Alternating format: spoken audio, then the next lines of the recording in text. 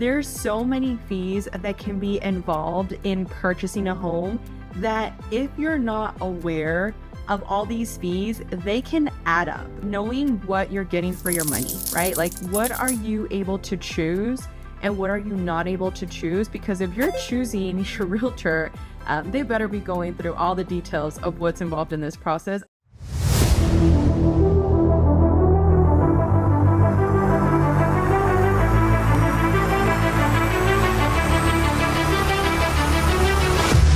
Buying a house can be one of the most expensive things that you can put yourself through, and it can be the most stressful. So in this guide, I want to give you 6 things that I wish I knew before getting myself into the closing table, things that definitely you want to look after. Now, the first thing I wish I knew were all the additional fees involved when you're purchasing a home. Now, I wish I could say that I knew about the realtor fee, like I've seen a lot of other people talk about when they first got started into looking to buy a home, but I knew zero. When I first started looking into buying a home, I was 18. So I was really clueless. Nobody in my immediate family had owned a house before. So that was something that I was really, really confused about. I had other family members, of course, that they've owned homes, but I didn't feel that sense of confidence to ask them. And number 2, I wanted to make sure that I was going to go with somebody that was going to guide me and actually help me. But at that time, I did not realize that there were escrow fees, that there were realtor fees, that there were lender fees, origination fees, dog preparation fees. There's so many fees that can be involved in purchasing a home that if you're not aware of all these fees, they can add up. And I always like to tell my clients to add an additional $2,000 to that buffer.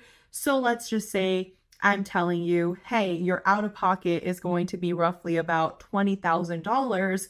You might want to estimate 22 just to have that extra cushion, because it's happened with people where they want to do an additional inspection, like more specific inspections versus the more general ones that we've talked about in the channel. And it's like maybe a sewer inspection. That alone can cost you $600 to $1,000. And overall, it is really expensive when it comes to these little miscellaneous fees that do start to add on. So you want to make sure that these are things that you are accounting for. Now, the second thing that I wish I knew when I was purchasing my first home is that they're actually not required to do any professional cleanings. For my folks out there that are relocating from apartments, you're probably used to them giving you a turnkey apartment, right? Something that's going to be clean, especially if you're, leasing the place. You want to make sure that it's up to your expectations. Well, it's actually not something that is a standard procedure. Depending on how competitive the market is, I have added that as a clause, basically that it's going to be cleaned professionally before the actual closing date or, right by the closing date. However, it's not actually required. And if it is a multiple bid situation, and let's say there's 5 other offers in a hypothetical, and your offer came in asking for this cleaning service, it could actually push you aside, and that could be the reason why they choose another offer. Now, another thing that most people think are just part of purchasing a home is buying a property that is turnkey when it comes to repairs. And that is something I personally wasn't aware of. I did not know that a seller is not required to fix anything, pretty much. I mean, they don't have to fix anything. It's all negotiable. So knowing up front whether you should buy something new or you should buy something used is important. I made another video talking about whether you should build your own home or if you should actually buy it brand new. That goes into more of the prices and breakdowns. So if you want to watch that, check that down below. But it is important to understand the difference between a brand new home and a resale, because let's just say you're the seller of this resale. More than likely, if I tell you I want to buy your property, you have this expectation of knowing that I have knowledge that this house is used and that it's not going to be brand new, right? However, there's a lot of people that come into that expecting that it's used, it's broken, and you should fix it, right? Even something as small as doorknobs not working or something as large as the roof. These are all things that you need to factor in, because if you don't want to deal with a headache later down the road, I would encourage that you look into a new build, just because, and I'm not saying that with new builds, and I said it in the other video as well, that you're going to buy something perfect, because human beings are building these properties, right? So mistakes are likely to happen. However, what I like about new builds, and that's the reason why both of the properties that I purchased for myself to live in, I actually purchased them brand new with that intention in mind of, I knew that I had a 2-year warranty with a lot of the major items. So knowing that I was having peace of mind versus going into a house that I bought from 1980 that was probably going to have all these problems showing up even within the first week of me living there. So these are little things that you definitely want to look into that I personally didn't have my realtor go through with me. That kind of goes into that first example that I mentioned with you, making sure that you know all these additional fees, and we'll go into it right now shortly in another tip I have for you. But knowing what you're getting for your money, right? Like, what are you able to choose and what are you not able to choose? Because if you're choosing your realtor, they better be going through all the details of what's involved in this process. I didn't have that, so that is definitely on this list, but we'll get into that in a second. Now, tip number 3, and this is something that most people don't think about, because depending on your market, you might not even have to worry about it. But in a multiple bid situation, which is likely to happen in certain areas, I've experienced it here in El Paso, Texas. It's not very likely right now at the time of filming this video, but I have seen some houses that have said, hey, we have 2 offers. So with that, one of the negotiation tactics that you can utilize if you're in a situation in which you have other offers that you're competing with is actually offering the seller to stay and rent the house pretty much rent-free. So that would essentially delay them having to stress out over where are they going to move right by the time that they're accepting your offer.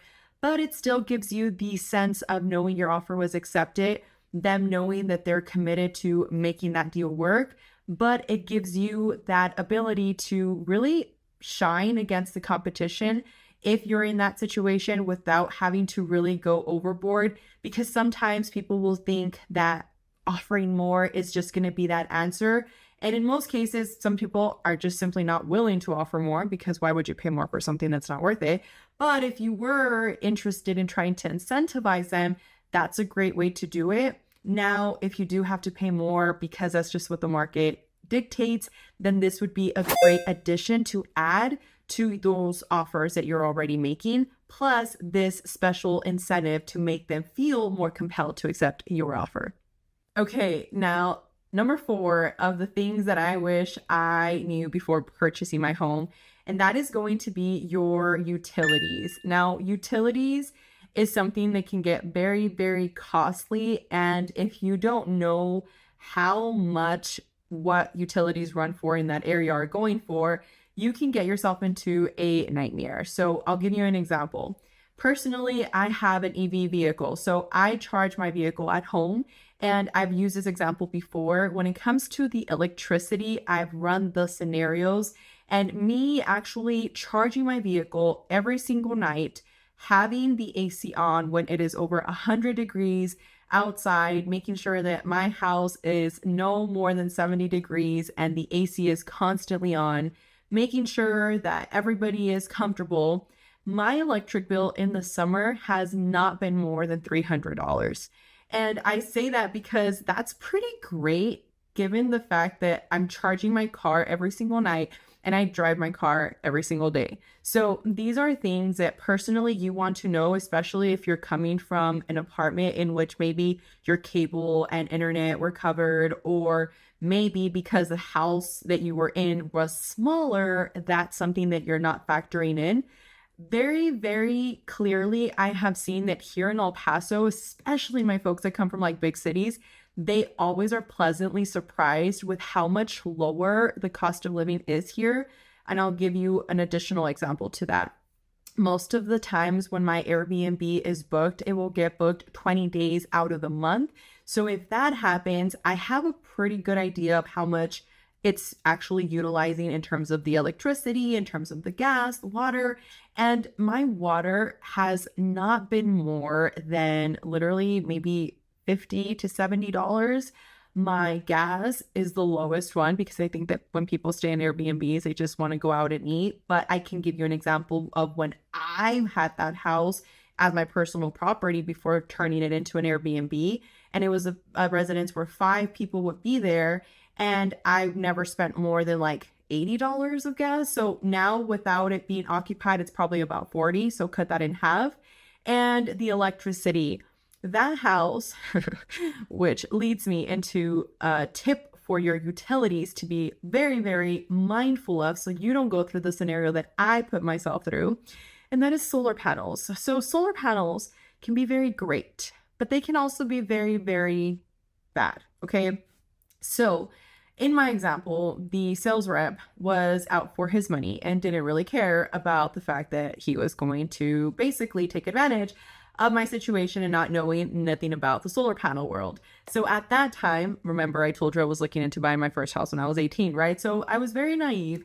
And when they shared with me all the benefits of like having a solar panel system in my house, and because of the fact that I wasn't really in good standing with my real estate agent that helped me at that time because I was just essentially annoying her with my questions, I didn't feel comfortable enough to actually go and ask somebody that I felt knew more than me about solar panels. So when they pitched them to me, I was like, oh, this is great.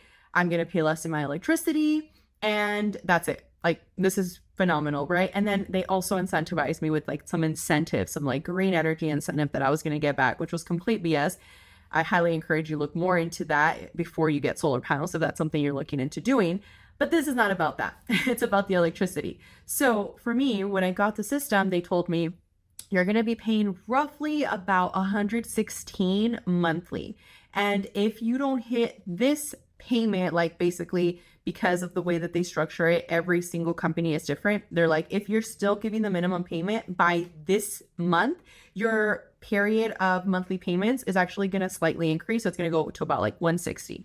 So because I kind of at that time had more of the mindset of like defer my payments as much as possible and not the mindset that I have now, which was let me try and give additional to make sure that I can eat some of the interest away or where I can, because I don't think that you should pay off all your interest on all your credit cards. I think you should use your credit for building stuff and actually helping you, but that's a whole other video.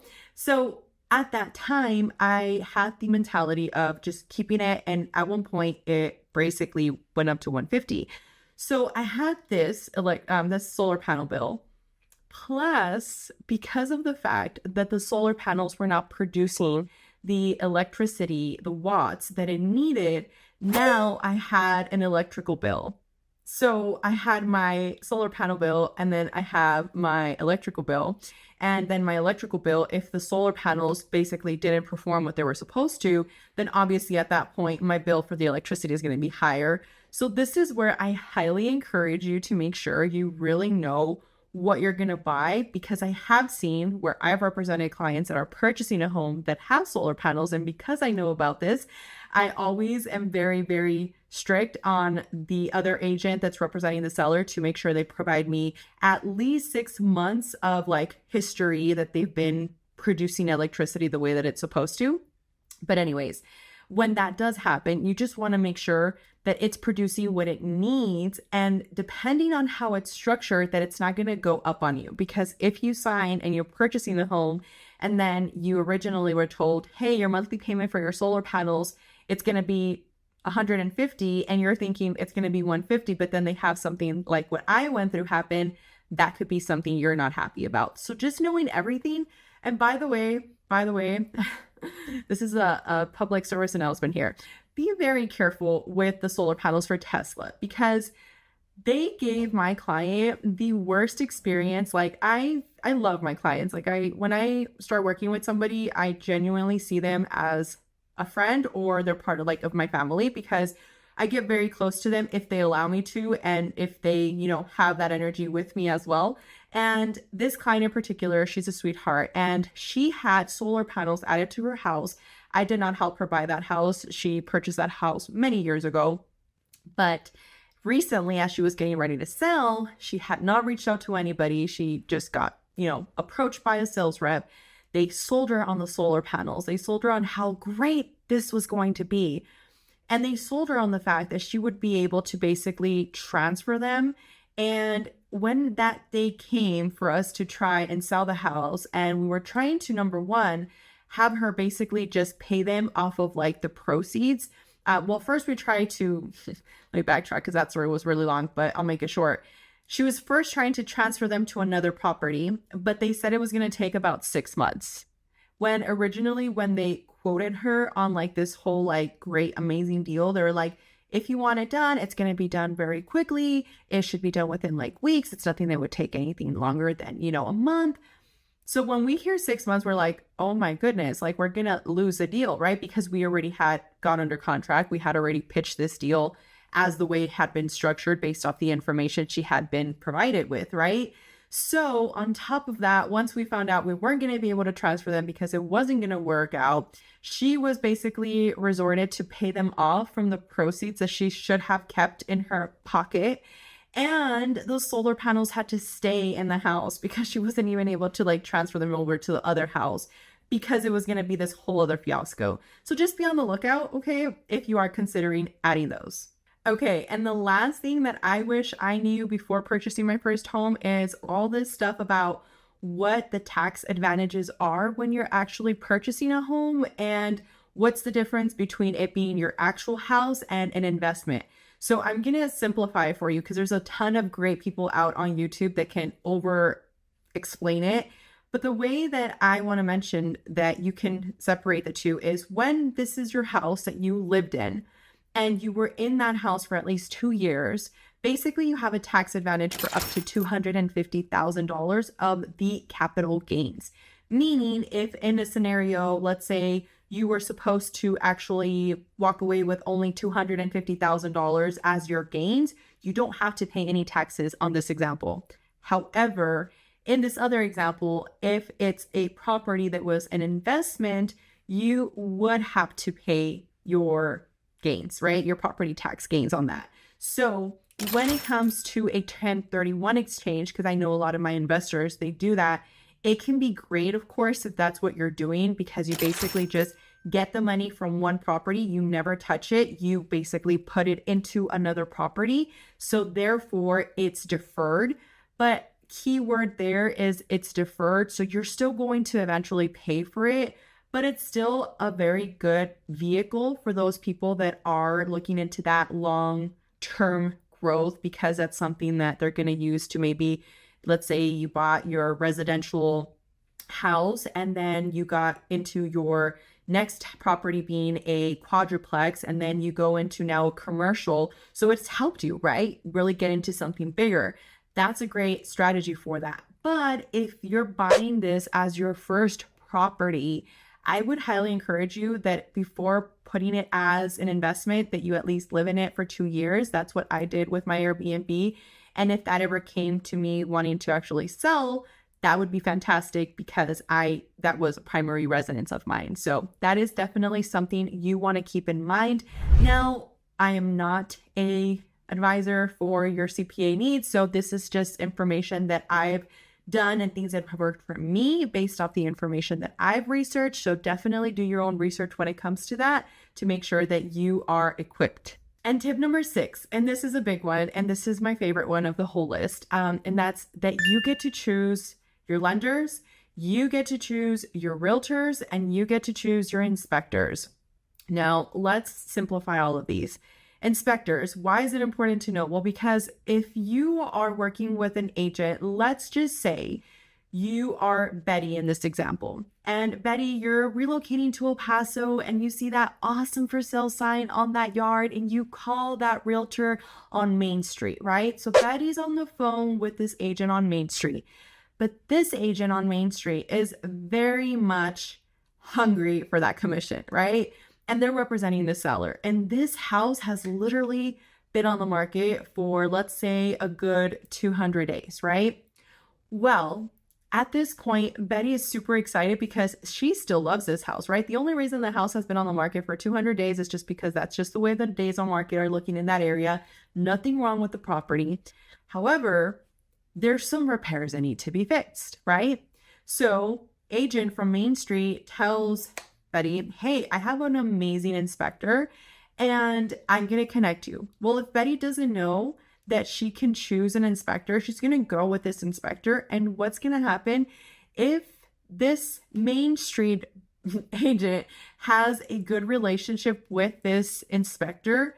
Chances are, and I'm willing to bet it's happening out there because I've heard some stories. So this is why I want to make these videos, to bring attention to you so that you're protecting yourself.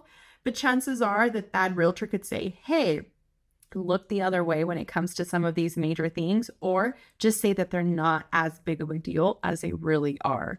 So this is where you want to know that you have the right to find an inspector.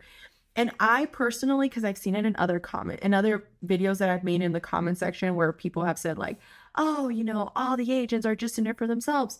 I've said it to you before and I will say it again. Okay.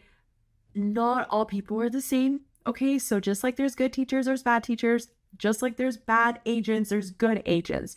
This is why you want to do your research and find an agent that's not going to do that shady stuff. Okay. But let's just say you are still a little skeptical. You can literally go on Google and look for best inspectors in whatever area you're in and call them. Okay. Look at their reviews, call them and get a quote. Our inspections here in El Paso, typically for a house no more than about 2,000 square feet, you're going to pay no more than like $200 to like $400, depending on the company. And then for something a little bit larger, like one of the last properties we closed, it was a little over $500,000. That one did come out a little more expensive. It was closer to the 1,000, but again, just because of the square footage. So these are the little things that you just want to consider and look into, because unfortunately, there are some people out there like that. And I have a list personally that I just send to my clients and I let them choose. However, I do have some clients, most of my clients, honestly, that ask me like, do you have a recommendation? And I have a company that I work with that I have hired, that I pay to go and inspect my properties whenever I need them, which is the only reason I feel comfortable enough to say, hey, call them. And I also like the fact that even if they're very, very busy, if I tell them to say that they're my client, they will make time for them. So that's what you're getting when you're going with the realtor that has those relationships. It's not that they're going to send me a $50 gift card for sending you with them. So that was one of the comments that I had seen with some people, you know, mentioning like, oh, they have these kickbacks. Yes, there's a lot of people like that, but not everybody. Okay. So just make sure you do your research so that you're not in that situation. No, the lenders. Okay. So lenders, why would you want to choose? So let me give you an example of why you would want to choose. So as you can see in that example, clearly you going with a lender that is going to make sure that you get a lower interest rate is going to yield you so many savings. I mean, in this example, it was over $80,000. And this is just one example. There's so many people out there that their lender didn't share with them more of all the fees they could have saved, or two, didn't tell them about how to also bring down their term of their mortgage. And I'll give you an example in case nobody has told you.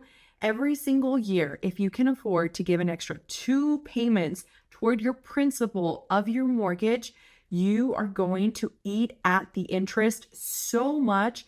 This could actually potentially drop your 30-year term to a 15-year term. So it is definitely a strategy that you want to look into if you're considering helping yourself, you know, end your term a little bit sooner so that you're saving on the interest, which you should be looking into. And the last one, of course, is your realtor, which that should be a given one, right?